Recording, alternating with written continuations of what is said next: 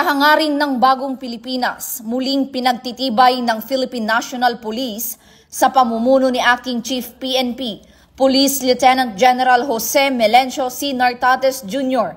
ang mantra nitong maghatid ng serbisyong mabilis, tapat at tunay na nararamdaman.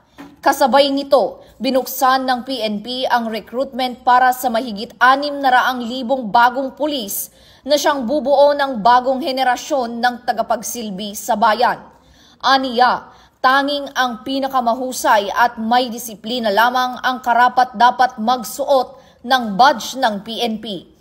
Binigyang diin ni Police Lieutenant General Nartates Jr. na ang bagong batch ng recruitment ay dadaan sa mahigpit na pagsasanay at may tamang paggabay upang maihanda sa mga hamon ng serbisyo, mga pulis na may puso, dangal at malasakit sa mamamayan.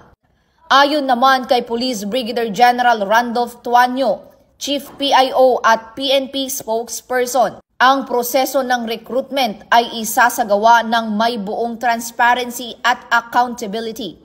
Sa pamumuno ni Police Lieutenant General Nartates, binubuo natin ang bagong henerasyon ng mga pulis, katuwang ng bawat Pilipino sa pagtataguyod ng kapayapaan at kaayusan.